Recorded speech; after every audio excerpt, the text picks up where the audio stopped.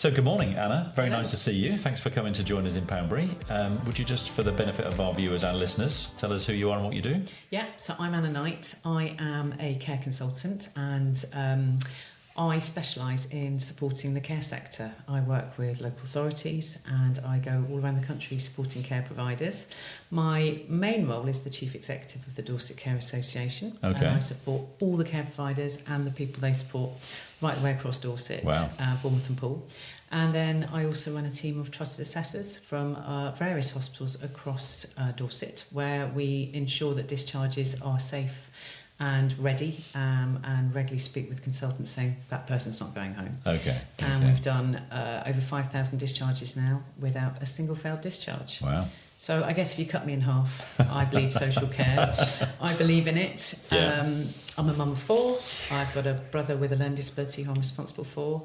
And my whole career is about making sure that social care is looked after properly and the people who deliver the amazing work get the kind of prestige that they deserve. Brilliant. Complex, very complex structure. Incredibly in complex. most counties.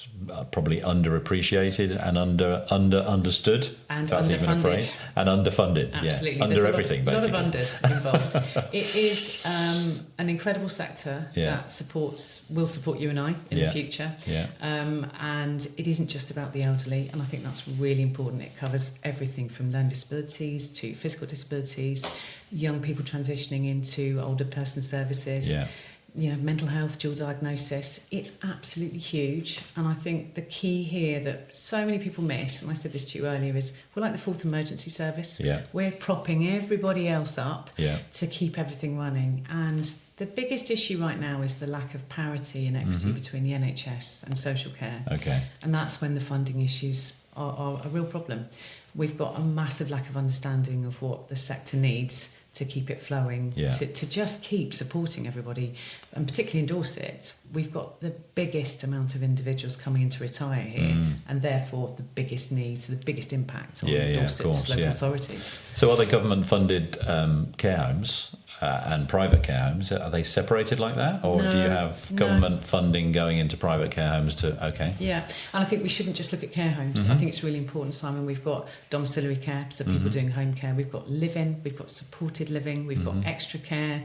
We've got, every type of care going on out there. Okay. So in care homes, there's generally... ideally a 60 to 40 funding ratio. Okay. So ideally you'd have at least 60% of self-funders. Quite tricky to find right now.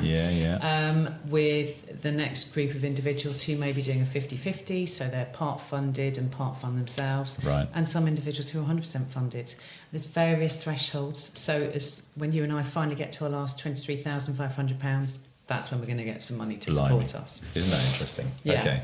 And so I'm guessing that funding for that, let's just deal with care homes for a second. So getting funding for that from the local council fund it, so via the government, I guess. Yeah.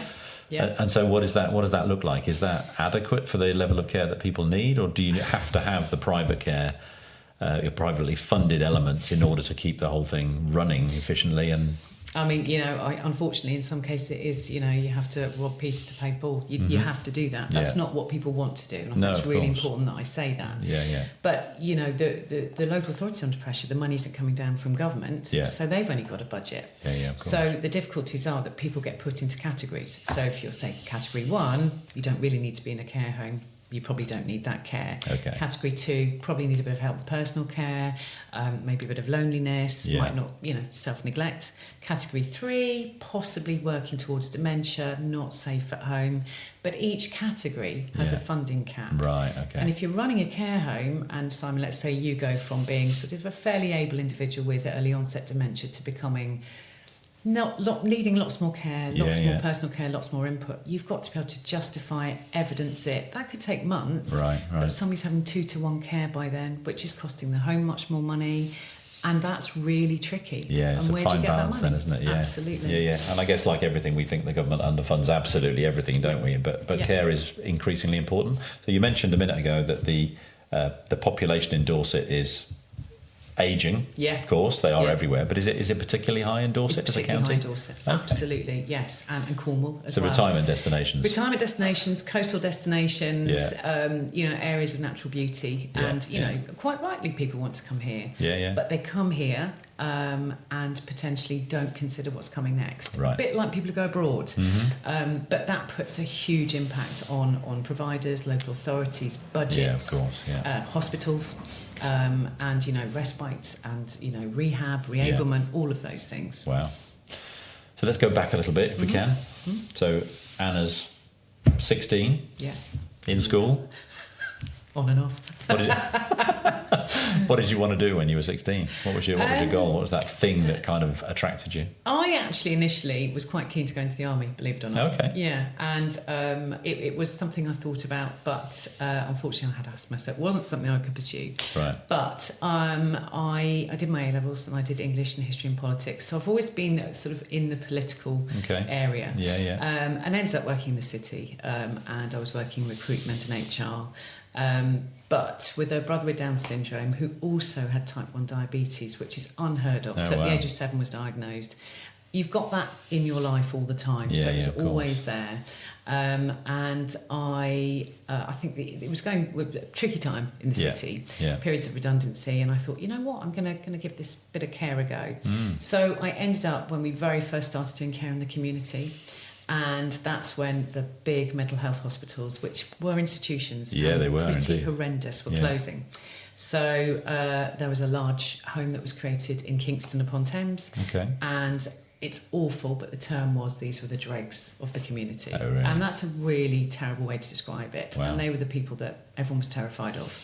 And they were a very, very tricky bunch. They'd only ever lived in the equivalent of an institution. Yeah, Suddenly of course, they had freedom and they were able to go out. You had people with acute schizophrenia, bipolar. Crikey. And it was a very, very difficult place to work, but absolutely fascinating. And that's when my career in social care started. And, I knew it's somewhere I wanted to pursue. Wow. But also I didn't want it to be like that. For the cool. way...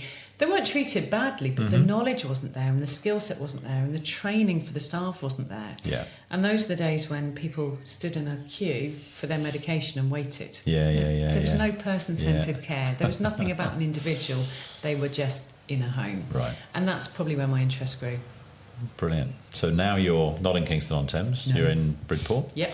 And heavily involved in care across the entire county. Across the country. Across the country. Yeah. Okay, so let's just concentrate on Dorset. Yep. Dorset Business Matters, Yeah, right? yeah. So just talk to me a little bit about what the structure of care looks like in Dorset in simple terms, so that we're not overcomplicated. I'm a simple character. Need to make sure I understand. And care is tricky. Yeah, absolutely. So give us an overview of what that actually looks like in Dorset. Okay, so let's not always focus on the elderly, because we've also got a large population of adults with learning disabilities and younger people, because the other thing we need to bear in mind is, babies are being born earlier with significant difficulties and therefore needing more intensive support, different schooling, SEN. Yeah. So, for a younger person transitioning, let's say somebody with, severe autism or, Down syndrome, who's been living at home with mum and dad, and then it's time to go into the big bad world.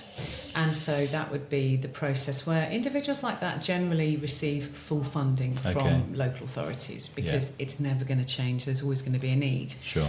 So, it's about supported living, going in and learning life skills. Because it's easy at mum and dad's because they'll do your washing and you don't have to get on the bus because you can get a lift. So there's that's the beginning for somebody like that, going into supported living with ideally a much younger crew of staff supporting them to just, how do you get on the bus? You've just paid 52p for an ice cream, but you gave them £1. What's your change? That kind of thing. Then you move on to, let's say, somebody who maybe is 75, not as good on their feet as they were, the mobility's not so good, maybe not looking after themselves, finding it hard to cut their own toenails, can't get out to have their hair done, for example. Food shopping isn't nutritious, so that might be somebody who a neighbour picks up on and maybe goes to some day opportunities, used to be called a day centre. And over time there's a need for them to have some domiciliary care, so somebody's popping in and out of their house maybe once a day, twice a day, helping them with their medication, saying, okay, look, there's some hot soup here and some bread. I'm going to sit with you while that's gone. Actually having the opportunity to talk. I was just going to say loneliness being a big factor. Loneliness is horrendous, and loneliness again leads to neglect. Over time, it might be that person may have a fall, So they may go into hospital, and then potentially they're not able to just go home and live. Might need to go somewhere for some reablement, some support, build up their confidence again. That costs money. And so there will be a period of time that's funded that person comes out of hospital. There's a bit of a myth that it's 6 weeks. It's not. It's the period of time that person takes to recover. Right. And then it's what's the right place for them to go? What do they want?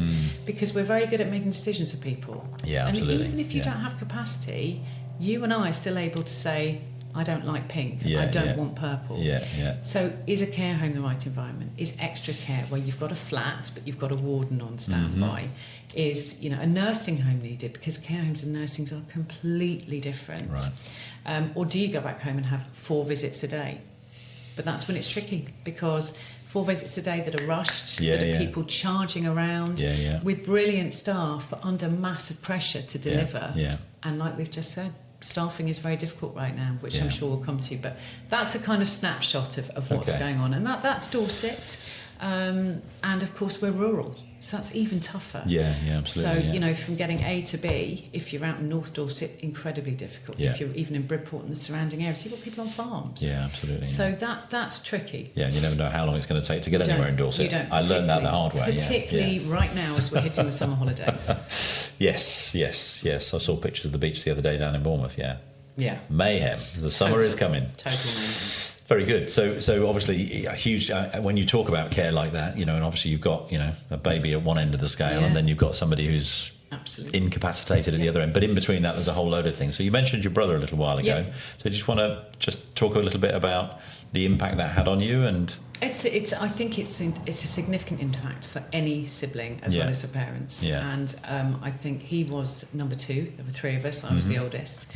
And a child born with special needs is difficult. And as an older sibling, there's an impact that the time you might have had for 3 years before they were born, you were one-to-one with your parents. Of course. Along comes another one who didn't cry until he was 9 months old. Their speech and language is delayed. Everything's very different. Then came on baby number 3. So they're 2, very similar. With the youngest one overtaking the second one. And it's really. They're stared at in restaurants. People look at people who are different. You're very protective. At school you have comments about your brother, and it does change the way you see things. And he's then become an uncle to my 4 children. Cool. And a classic example would be he can't read, but he would sit them on his lap with a book, and he'd make up the stories to the pictures. But then one by one, they'd say, that's not what it says. And then they'd read to him. So he's had an impact in everybody's lives, my friends' lives. And I think anybody who's a sibling of somebody with any type of need, it does change your outlook on life. It makes you less tolerant of unkindness, of bullying, of people who see somebody who's different as different. He's just Owen. Absolutely. Interesting, isn't it? So do you think that had an impact on the care element of you thinking about what it is you're going to do, because you're so heavily into care now? I think it's got to, hasn't it? I don't think it was somewhere I ever thought I'd be, but you naturally roll into it. And I think with the skill set that I've got, having been in the city, having done a master's, you learn that you can put all of that into the care sector to help make it better. And is that your thing? Is that your goal? Improve the quality of care? No, I think my goal is to continue with the quality that we have. We are underfunded. We're working with limited funds. So ultimately, the people that we are supporting, the service users to receive the care that we give, let's give them the very best we can with whatever we've got. So we've got to constantly evolve with new ideas. The old day centres, they don't work anymore. So everyone could do a day opportunity. You could do a day opportunity. What if there's a young person with a learning disability who wants to come into Simon's office and do a bit of cleaning or just see what you do or learn about it. So we have to work with what we've got, but make it more fantastic. Okay, so let's just talk about people for a second. So obviously employment in care has been in the news, and obviously the new immigration rules and everything else have obviously impacted that. So how do you see that being impacted? Just let's talk about Dorset specifically. What's the labour force look like? You've got Gen Z at one end, I guess, and people coming from, I don't know, foreign country from somewhere or another who specialise in care and want to stay in the country. Seasonal workers as well. So we've got a huge problem. If we focus on Dorset, we're at breaking point. There are not enough staff to work in care. It's not seen as an attractive employment. Right. It actually is. We don't just sit on white bums. There is so much that can be done. When you come as a carer, you've got other options. You could be working in the kitchen. You've got highly specialised kitchen teams. You could be running the cleaning crews, who are incredibly important. Without them, we wouldn't exist. Yeah, of course. You could be running the health and safety. You could be doing the maintenance. But the biggest issue we have is it's not seen as a glamorous career. And it actually is. And once people get into it, they very rarely leave because it's rewarding. It's also very challenging. Let's not say it's always flowers and roses. Sure. Our biggest problem is we are not able to pay what we need to pay people. So I could work in Lidl's and earn more than work in a care home. I actually had to save somebody's life on that day. Wow. So why would I choose to do that? And then we're not very good at working with Gen Z and explaining to them about what we do. Yeah. We recently did a podcast with two 28-year-olds who said there's nothing on BTS. What does that mean? Behind the scenes. You don't show us what really goes on, and all we ever hear about are the bad things. Yeah, of course. We've got to get slicker to draw people in. And then, as you were saying about international recruitment, the Home Office, UKVI, the government, they just don't understand. If we don't keep bringing individuals in who are brilliant at what they do, who are doing a fantastic job and are coming over here to help us, we really are in a difficult place because what are we going to do? There aren't enough people to work, and the needs in the care sector are rising and rising and rising, and people are staying at home for longer. Yeah. So by the time they need care, they're sometimes 2 to 1, and their needs are so high. Yeah. We keep people alive longer, just like we were saying, we let the babies survive more quickly. Absolutely. So people are needing huge amounts of medication, huge amounts of care. Some people, we're having to do sort of care in bed. So, you constantly have to turn people, keep an eye on pressure sores. Yeah. So what are we going to do? I don't know until the government understands that the impact is absolutely monumental. The NHS need us. Yeah. If you can't discharge somebody back into their own home with care or into a care home, what are we going to do? That blocks the beds. That means that people like you and I, when we need to care in a hospital, we might not get it. Yeah. So we have to do something. And I'm hoping with whatever's going on in government now, we're not going to get political, that the social care sector gets much more recognition because it has to.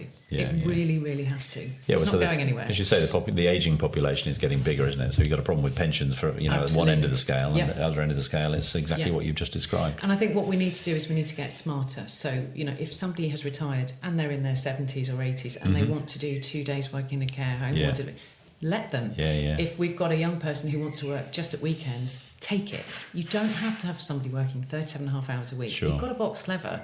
What can we do? What skill sets do we have? Fill those gaps any way we can. So what does the oversight look like of care? Who's responsible for that? We touched briefly on the CQC. Is that the... Yeah. So we are monstrously governed. So we could have the Care Quality Commission, who quite frankly are so far behind in what they need to do and are still making changes and are now changing the way they're going to inspect again.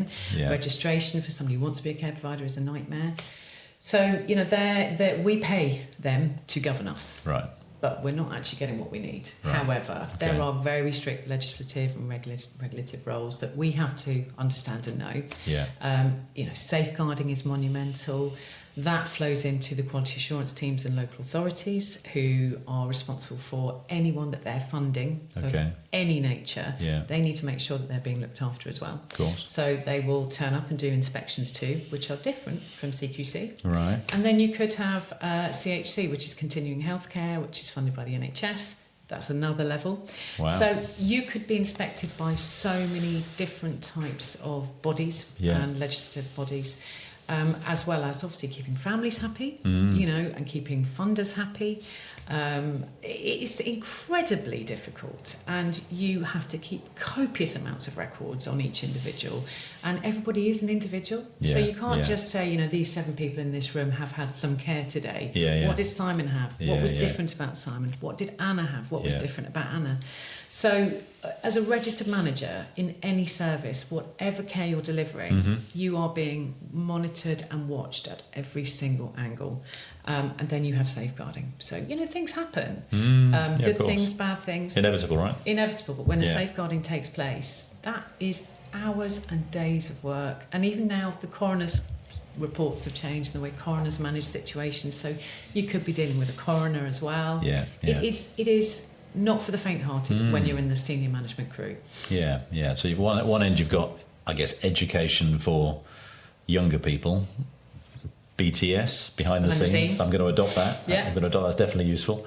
So if you could show them more of what goes on, show that there are multiple skills in there, we could potentially bring people in from there. Absolutely. What does the new immigration rules, legislation and everything else look like in terms of the impact of people coming in just for a year from, I don't know, from Brazil, for example? It's not going to happen. Not going to happen. Why would you and I, okay, we may not be in a country where we're earning lots of money and having the best life, but why would we give all of that up to come here to then be told you probably can't stay? Or, you know, that we find a place that we can rent, we get our children into a school, and then they say probably have to go in 4 years' time. Right. So then providers are having to pay much more money to get a certificate of sponsorship. Yeah. Just renewing somebody who's been brilliant. Yeah. Absolute nightmare. And then the kind of things that are happening now is HMRC are going in and saying, this person got below minimum wage. Now, the reason they've probably got minimum wage is we've got lots, particularly in Dorset, of red carpet providers. So when it first started, people would come over and the provider would say, I'm going to set you up with 3 months rent so that you can find a nice place. We'll lend you some money for a car. Yeah. And look, things are tricky, so, you know, we'll put some money aside, but we're going to get you pay it back on a monthly basis. Yeah. These are the really good providers. Yeah, that sounds great. HMRC then come in and say, well, because you took that money off each month, they're below minimum wage. Right. I'm taking away your certificate of sponsorship. Wow. So we're having licences revoked all over the country, not just in Dorset, through real short-sightedness. There are some who've been awful, some providers, not actually in Dorset, I have to say, we've been really good here, who have made people pay lots of money and been real shysters. But the ones who've done it to improve the quality of life for the person who's coming in to help improve the quality of lives of the people we support are getting walloped. Wow. And once they lose that licence or it gets revoked, those people either have to find new jobs or leave. But what's happening is they're disappearing under the radar. Right. So it's very, very difficult, and it's quite frankly not an attractive option for recruiters, providers, or people coming across now. Interesting. Yeah. So I often talk about the fact that when I become Prime Minister, I need right people in the Cabinet. Yeah. So what's the position in the Cabinet you want? I would actually really, really want to be involved in the social care and the NHS side, because it just is broken. And we've got all these top tiers of management who go to meetings about meetings before the meeting, after the meeting. Yeah. When did they last floor walk? When did they last go and work on a ward? When did they last spend some time in a care home and see the pressures that people are under? Yeah. When did they last actually look at what the providers are paying as opposed to what they're getting? And I think it needs to go back to basics. You know, we need the old school matrons. You know, we need to really sit down and say, why are we spending all this money on spray painting, you know, the outside of a block of, you know, that we didn't really like the colour of, when actually that would resolve this. That's where I want to be. I'd want to be saying we need to go back to basics. We need to understand. And is the NHS actually working? I don't think so. Yeah, interesting. You're hired. Thanks. Great. So I think one of the questions I kind of suggested that we might talk about is a little bit of going back to where you started. If you could start all over again, you had a pot of money, just call it $5,000, and you could do anything you wanted to, knowing everything you know today, all of your experiences in corporate and everything else, what would you do? We've got a massive problem with our Gen Z gang, massive, and I'm seeing it everywhere that I go. So I would look at finding some community funding, some R&D, research and development money, and ideally some investment, not just by the biggies, by some of the smaller guys as well, because our Gen Zs, and I hate to say it, they don't know how to use a phone. They don't have the confidence. They're used to texting. They can't pick up a phone to get a job. They'll get a phone call where somebody says, oh, could you come in for an interview? And they lose the ability to converse. They're talking in a language that probably isn't going to work in any. It doesn't matter. I'm not just talking about the care sector. Anywhere. Any sector. I see people turning up to interview, and I think, oh God, I can't take you on with flip flops and, you know, pajamas, X, Y, and Z, pajamas, and that's not me criticising them. We have stopped upskilling. I would also want to be teaching about, budgeting. Yeah. What that's really important. And the big wide world isn't there with its arms open for you. Agreed. Saving. But I think ultimately recruitment and interview techniques, eye contact. Yeah. With that, if you've got your fans on the phone, you lose that skill. Yeah, you do, yeah. And you and I talked about this earlier, teaching young people to reflect before you react. That's a skill. It takes a long time. It does. But the quicker we teach people to do that when something might feel wrong, is it wrong? Or are you having a bad day? But then the other side is teaching us. We have to learn a bit more tolerance for them. They went through a really difficult time through COVID. They were shut away. They didn't have the time to learn the skills, and they missed out on a lot. It might sound a bit airy-fairy, but actually I think they're our future, and we have to invest 100%. in them, because if we don't, cut them some slack but give them some skills, and also maybe have a bit of a pull yourself together conversation. So it's not all fairies. I'm a fan of those. It's not all fairies and unicorns out there, but they're different. So actually a bit of learning all round. It is interesting, isn't it? Because if you look at the business landscape, I was talking to somebody yesterday about this, the number of people who are aged 55 and over who own and run a business and have all of the skills you've talked about. Maybe not all of them, but a lot of them. And then below that, you've got this enormous gap of people who haven't developed all of those skills yet. And certainly when you get into your 20s and younger, they have no concept of what that life might look like. And so we're going to end up with a dearth of people who are trying to sell their businesses. There's going to be nobody around to buy them apart from institutional investors who build, PEs and all the rest of it. What do we do with that gap? So the biggest education, problem is that middle one you just talked about. Absolutely, because they've learned something from these guys, but these guys learning from them. So actually, it's that middle gap as well that we have to do some work, and that's where you and I, with our coaching, we really have to kind of not just nurture them, but say to them, what are you actually aiming for? What are you doing? Why did you come into this, and where are you going? Because these guys are following you and they're leaving. So it's almost that middle gap. Well, they're all digital nomads, aren't they? They are. They really are. And actually, the digital nomads, again, they haven't got that skill set. And I see that in Teams meetings. And I do quite a lot in AI as well. And actually, some of the people that I work with and talk with, you need to come back into the real world. Terminology is really important in those circumstances as well. And we talked about, the complexity of care and making sure we explain it in a simple way. So AI that's a great prompt, isn't it? So what does AI look like in care? And what impact can that have to make it more efficient, maybe, or better? You're absolutely spot on. AI in care is going to be fantastic. Now, a lot of people will be thinking, what are you talking about? You're going to replace people with robots? Absolutely not. So I've been working very closely with a company called Care Safety Innovations and Kyndryl, and the products that are being designed now are to double the time that people get with people. Because right now, if I was caring for you, I would be holding my handset, not my phone, and I'd be making copious notes about you all day. And I may well be working another 20 people. So I'm making copious notes about them, and then I'm doing body maps, and then I'm doing medication. And the amount of time that I spend, because of CQC and the quality assurance teams, and I have to have every bit of data and care records ready, it takes hours and hours of time. That takes away the time I spend with you, Simon. The time that I sit with you and say, how was your day? Because I'm actually rushing, trying to get you ready, then making the notes, getting in the car, and driving then whizzing on off to the next one, So what's AI going to bring? It's going to bring the ability to voice record. It's going to take on the ability to video record where appropriate with the right permissions. It's going to be able to learn about you. So it might say, I've just noticed Simon's face, he doesn't look so happy today, or it will give me a prompt or a nudge. If I'm doing your medication and errors get made because people are rushing, it will be watching what I'm doing. So it might say, you've already done 2 paracetamol, dum-dum.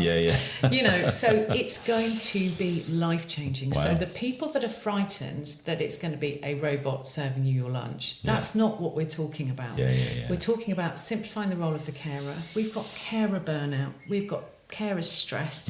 We've got CQC saying, well, where are the records from the 3rd of October at 2:15? They missed them because the person had fallen and then they had to rush on to somebody else. So what it's going to do It's going to give brilliant notes. It's going to learn about people. It may well be able to give GPs much more data that will prevent things from happening. Over time, there will be the ability to smell things. So, I won't go too into details, but for example, the tomato soup's burning on the stove. No, whatever. You know what? I walk into your room, I can smell you've got a UTI. Yeah. But what if it's somebody who's nose deaf and they can't? And that says, check Simon, you might have a UTI. Check Simon, that cough's changed. Yeah. So we've got in London in January, one of the large hospitals will be rolling out holographic triage in A&E. Wow.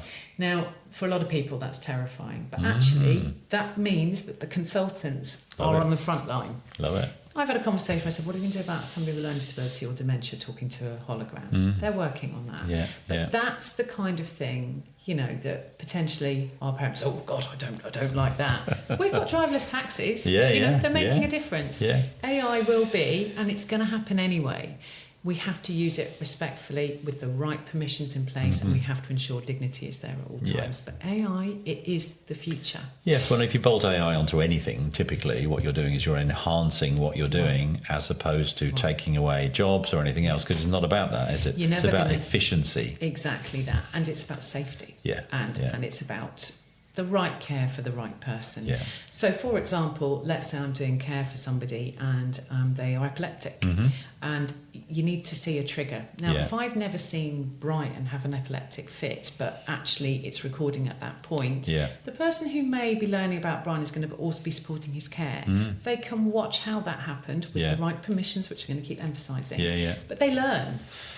We don't do things like, just get my camera out and film Brian having a fit. No, but if you've got an AI system that is able to record, or even the glasses, that's really important for that person to learn, because they could see the trigger and stop Brian even having that fit. Yeah, agreed. So I think it's we don't have a choice. We have to work with it. But we have to see it as a positive and not a negative. It is. It's an enhancement of what you already do, isn't it? Completely. Which is great. Brilliant. So I mentioned earlier on my guy George around the corner. So George is just about to start a business. What's the first thing that he should do before he embarks on that first step? Do your homework. Okay, so if there's a particular area that you want to work in, do they need you? Are you going to make money from it, and do you know enough about it? Because, it's great to say, well, I love gardening, so I'm going to be a gardener. Okay, but you've got a lot to learn before you go and do that. So for me, it was about, what can I bring to the sector? Do I have enough skills to do it? Am I confident enough to do it? And will people believe in me? Am I going to be selling myself into a system that says, what the hell are you talking about? So find out that, learn as much as you can. And you may well have everything wrapped up and you know it, but who's going to buy it? Who are your clients going to be? And what's your rate? What's your fee? Are you worth it? And so, do a bit of popping in and learning. This is what I think I'm going to do. Simon, I think I'd like to be a coach. Can I come in and work with you? I don't even want you to pay me. Can I come in and learn a bit? And actually, that's the right people, like you and I think would say, absolutely, share the load, share the learning. So be really clear about what you want to do, and don't have all these different offshoots. I have now, but it's taken me a lot of years to say, you build those over time, don't you? Exactly. So know your market, know what you're going to deliver, know your worth. Brilliant. So you're going to go back all the way to when you took your first job, your very first job, and then you look at your life after that. Would you do it all over again? Yes. Would you change anything? I would change COVID. Because well, you should definitely have been in the government at that point. The impact on the care sector and on us was horrific. But would I change anything? My God, no. I've had a riot.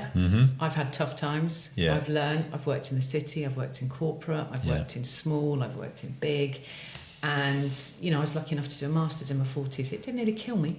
But I think that it has been an incredible journey, and I've loved every step of the way. Brilliant. And I think when you and I do the things that we do, it takes us to where we are now. Totally. And it's bloody selfish to not share that. And to be brutal with people, but kindly, and say, it's not going to work. But, watch somebody grow. I do a lot of mentoring of young managers. Oh my God, just watching them. It overwhelms me at how... me too.